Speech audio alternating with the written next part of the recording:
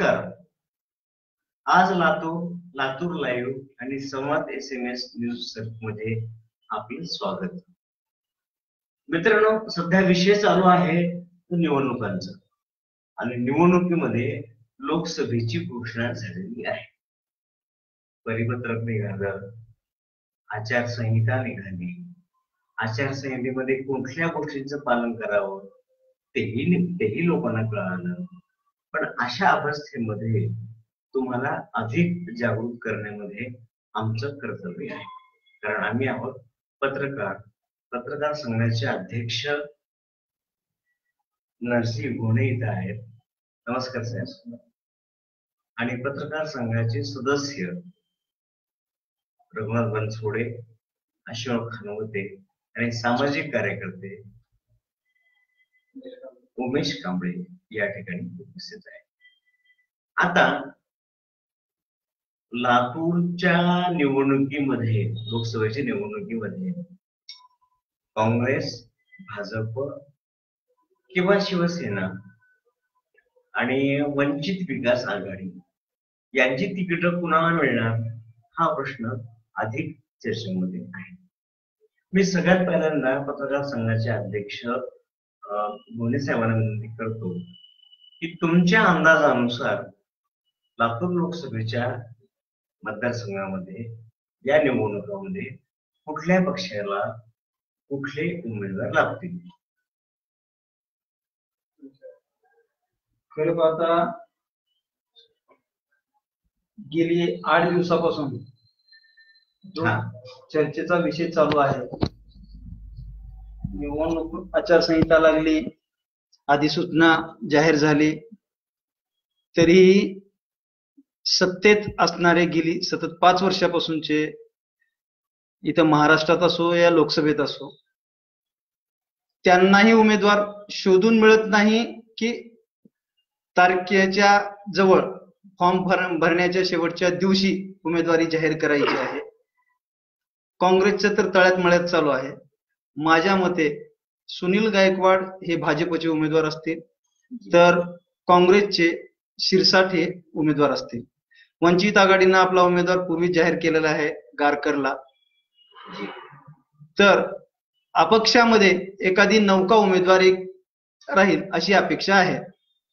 सपा बसपा उमेदवार देण्याच्या तयारीत आहे. तो कोण राहील असून नसल्यासारखाही असेल असं वाटतं, पण खरी लढत राहील भाजपा आणि काँग्रेसमध्ये. वंचित आघाडीचे उमेदवार जे गारकर आहेत त्यांच्याबद्दल बोलावं तेवढं कमी आहे. ते टप देतील असे नाहीत, पण दोघात हे 100% फाईट होईल. त्यामध्ये सुनील गायकवाडला उमेदवारी का द्यावी, का देऊ नये? का द्यावी तर जे 2009च्या निवडणुकीमध्ये जे मोदी लाट नसताना सुद्धा साधारण 7,000 मताच्या फरकाने पडलेले होते. दुसरी गोष्ट, 2014 मध्ये मोदी लाट असताना मोदी लाटेचा फायदा म्हणा किंवा पूर्वीच्या मिळालेल्या मताची टक्केवारी पाहता 2.5 लाख मतांनी निवडून आले होते. हो, 2.5 लाखापेक्षा जास्त मतांनी निवडून आलेले होते. पण लोकसभेमध्ये प्रेझेंटी असो, त्यांचे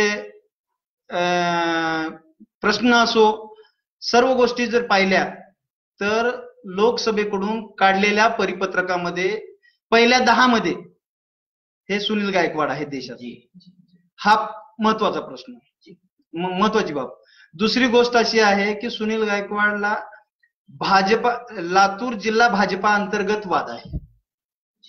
उमेदवारी त्यांना मिळावी मिळू नये म्हणून त्यांचा भाजपचा अंतर्गत वाद आहे.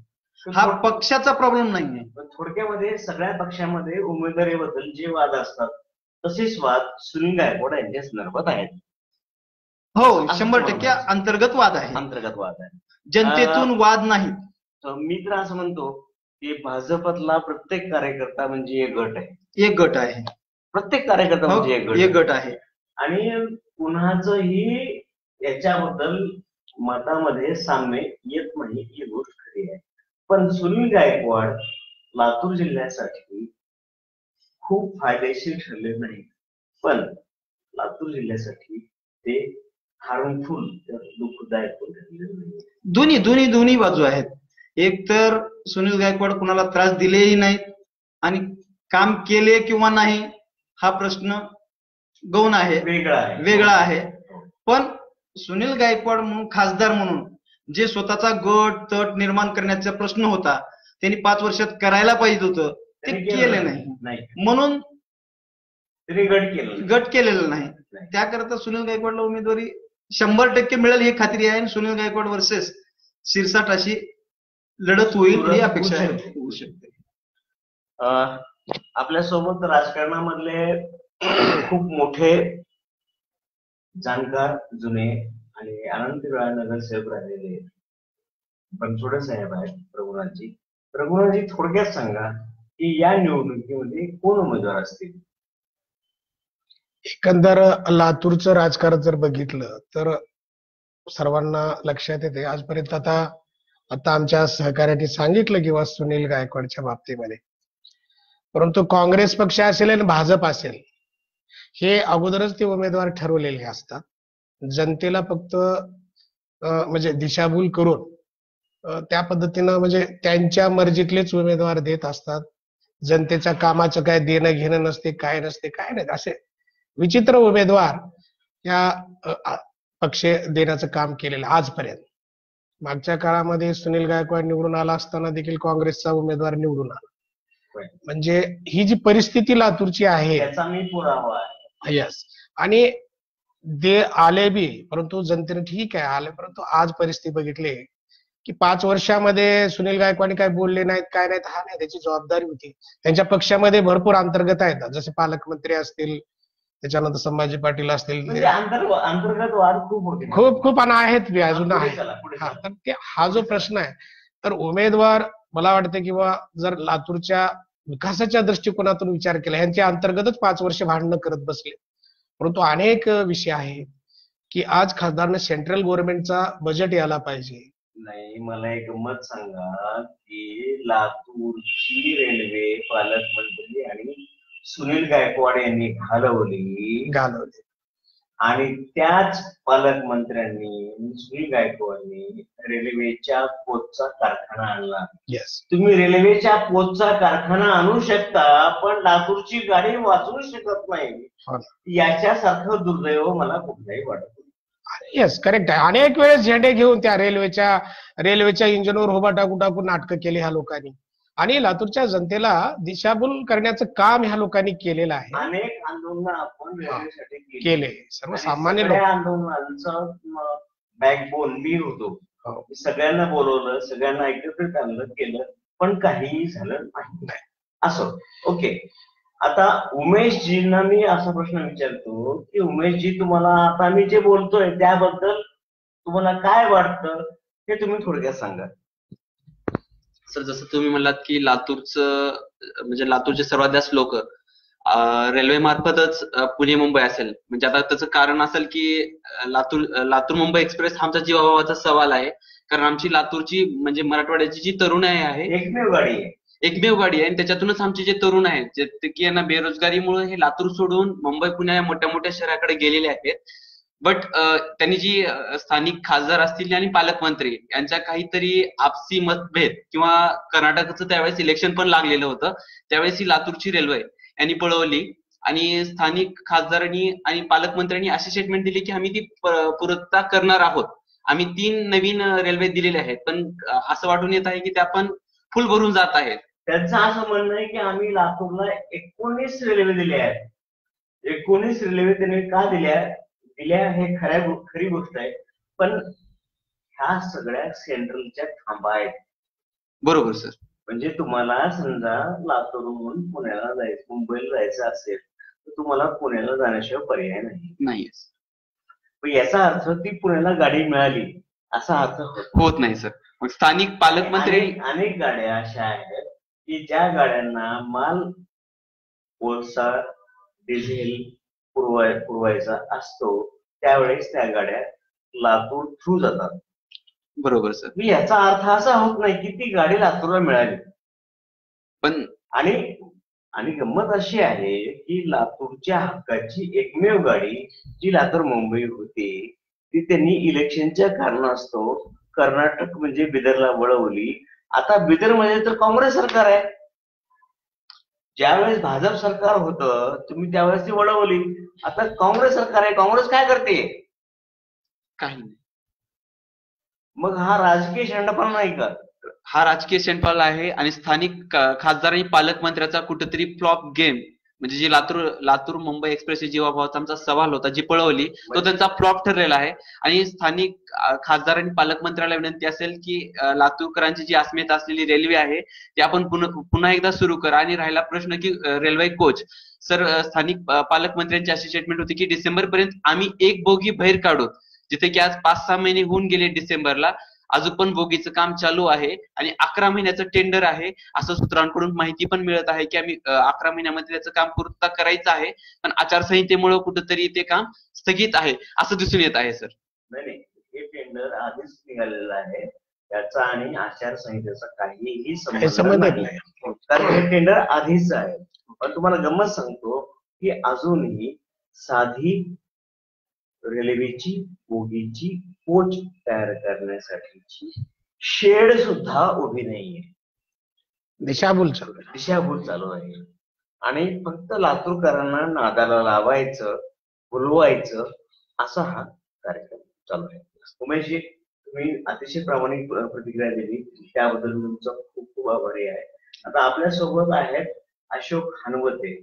त्यांना आपण हा प्रश्न विचारू की अशोकजी, आता आम्ही तिघेजण जे बोललो त्याबद्दल थोडक्यात तुमचं काय म्हणणं आहे? आपले मूळचे म्हणलं तर लातूर मुंबई हे रेल्वे खासदार व पालकमंत्री यांनी बिदरच्या व कर्नाटकात त्यावेळेस भाजपाचं सरकार होतं म्हणून लातूरची रेल्वे हे बिदरपर्यंत घेऊन गेलेले आहेत. आणि या रेल्वेसाठी आपण रवींद्र जगताप यांनी सर्व पक्षांना एकत्र करून या रेल्वेच्या प्रश्नासंदर्भात अनेक वेळा लातूरची रेल्वे ही लातूरलाच राहिली पाहिजे असे अनेक वेळा आपणच या ठिकाणी बैठका घेतल्या, आंदोलन केले, बैठका घेतले, सगळ्या पक्षांना तुम्ही एकत्र करण्याचं काम केलं, परंतु याच्यामधून निष्पन्न काहीही झालेलं नाही. आता आपण 4 जण सुद्धा, मी 5वा आहे, मी फ्रेममध्ये नाहीये, आपण फक्त एका वाक्यामध्ये आता येणाऱ्या निवडणुकीबद्दल एक वाक्यामध्ये आपली अपेक्षा व्यक्त करावी. मग मी सगळ्यात पहिल्यांदा सांगतो, पत्रकार संघाचे अध्यक्ष जे आहेत नरसिंह गोळे, त्यांनी आपलं मत सांगावं. या निवडणुकीच्या प्रचारा दरम्यान रेल्वे कोच फॅक्टरी असो किंवा रेल्वे असो, हा मुद्दा ना विरोधक उचलतील ना आम्ही केलं म्हणून सत्ताधारी उचलतील. आता मुद्दा राहणार युवा वर्सेस शेतकरी ग्रामीण, राष्ट्रभक्ती वर्सेस शेतकरी, याच मुद्द्यावरती निवडणूक लढवणार आणि याच मुद्द्यावरती विरोधक बाजी मारणार की सत्ताधारी बाजी मारणार याच्यावरच ठरेल. हेच ठरेल. बनसोडे साहेब, तुम्ही सांगा एका वाक्यामध्ये, थोडक्यात सांगा, या निवडणुकीमध्ये कायमचा मुद्दा काय असेल? या निवडणुकीमध्ये आतापर्यंत काँग्रेस असेल भाजप असेल हे दोन्ही पक्ष हे अर्धी सत्ता जिल्ह्यामध्ये आहे आणि हे दोघांनी नाटक जनतेचं म्हणजे केलेलं आहे. आणि त्याच्यामुळं जनता, माझे एक असं म्हणणं आहे की लातूरच्या लोकसभेच्या माध्यमातून ह्या निवडणुकीच्या संदर्भात जनतेने असं ठरवावं की एक चांगला उमेदवार, पत्रकार असतील, एक चांगले एक व्यापक स्वरूपाची थोड्या दिवसात आदरणीय जगताप साहेब जशा पद्धतीने तुम्ही भूमिका घेतली त्या माध्यमातून जर एक चांगली भूमिका घेऊन जर, आता हे काँग्रेस आणि भाजप जे आहे ना, एक चांगला उमेदवार देऊ शकत नाही साहेब. हे लातूरच्या जनतेवर लादण्याचं काम करणार आहे ते दोन्ही पक्ष. आणि म्हणून लातूरच्या जनतेनं जे आहे त्या जिल्ह्यातल्या एक चांगला उमेदवार आणि सर्वांच्या सोबत राहिलेला, प्रश्नाला सोबत राहिलेला आदरणीय जगताप साहेब असतील अशा चांगल्या माणसाची एक बैठक घेऊन एक चौथी आघाडी, म्हणजे तिसरी झाली आता वंचित मध्ये काय नाही सर, विनाकारण हुशार आहेत म्हणून एक वेळ गेलाय. कारण ह्या लोकांनी फार आपल्याला छळलेला आहे, पाण्यासाठी छळलंय. अहो काय अवस्था लातूरची, पाणी अजून 15-20 दिवसाला भेटत नाही. लातूरकरांच्या पाणी टंचाई जी होती 1916ची, त्याला इथले प्रस्थापित राजकारणी कारणीभूत होते. आणि 2016 पेक्षा आता 2019 मध्ये याच्यापेक्षा गंभीर पाणी टंचाई निर्माण होणार आहे. त्याला आपण इथले साखर कारखानदार आणि प्रस्थापित राजकारणीच कारणीभूत असतील. यांना कशाला मारावं हे फक्त लोकांनी ठरवावं. आणि ही वेळ आलेली आहे, कारण बघितलेलं इतकं छळलेलं या लोकप्रतिनिधींनी. अहो, लातूर शहरामधला साधा शासकीय रुग्णालयामध्ये जर घेतलं साहेब, एक टॅबलेट नाही. लोकप्रतिनिधी म्हणून मिरवतात ते. फार छळले, गोरगरिबाला छळले, शेतकऱ्याला छळले, युवकांना छळायचं काम ह्या राजकीय लोकांनी केलेलं आहे. आणि दोघं मिळून खाण्याचं काम चालू आहे. इथं फक्त लुटण्याचं काम चालू आहे, लातूरकरांच्या जनतेला लुटण्याचं. म्हणून आता वेळ आहे, सर्वांनी एक चांगले लोक एकत्र येऊन एक चांगला उमेदवार, वेगळाच उमेदवार देऊन त्याला प्रचंड मतानं निवडून देण्याचं काम ह्या लातूर जनतेनं करावं अशी माझी विनंती आहे. धन्यवाद. उमेशजी, तुमची शेवटची प्रतिक्रिया. लातूरमध्ये काँग्रेसकडून पण जसं म्हणतात की सगळ्यांची आपली जी प्रतिक्रिया आली की काँग्रेस आणि भाजपचे पण उमेदवार जे भेटत आहेत ते योग्य नाही आहेत. पण मला वाटतं की आता जे उमेदवार येतील त्यांनी मोस्ट इम्पॉर्टंट ह्या गोष्टी घ्याव्यात की शिक्षण, बेरोजगारी आणि संरक्षण. शिक्षण जर म्हणत असाल तर शिक्षणाचा अतिशय 2014 मध्ये नरेंद्रजी मोदी यांनी म्हणलं होतं की डिजिटल एज्युकेशन. आज जर आपण आपल्या जिल्ह्यामध्ये किंवा शहरामध्ये पण गेलात तर फक्त मनपाच्या 3 शाळा डिजिटल आहेत आणि जिल्हा परिषदच्या 16 शाळा डिजिटल आहेत. अजून पण जिल्ह्यामध्ये डिजिटल एज्युकेशन मिळालेलं नाहीये. आपला विषय असा आहे, लोकसभा निवडणूक दीड महिन्यावरती आलेले आहे. आपण आपलं म्हणणं एका वाक्यामध्ये, एक किंवा थोडक्यामध्ये सांगावं, विश्लेषण करू नये. आता जे उमेदवार भेटतील कुठल्याही पक्षाचे असो, मग ते काँग्रेस असो, भाजप असो किंवा वंचित असो, ग्राउंड लेवलला आमच्यासोबत म्हणजे लातूरकरांच्या समस्या जाणणारा असावा आणि शिक्षण, बेरोजगारी, संरक्षण ह्या 3 मोस्ट इम्पॉर्टंट गोष्टीवर ठाम राहणारा व्यक्ती राहावा. बस. थोडक्यात लातूर जिल्ह्याच्या ज्या समस्या आहेत त्याच महाराष्ट्राच्या पण समस्या आहेत. टंचाई, दुष्काळ पश्चिम महाराष्ट्र सोडला तर संबंध महाराष्ट्रामध्ये आहे.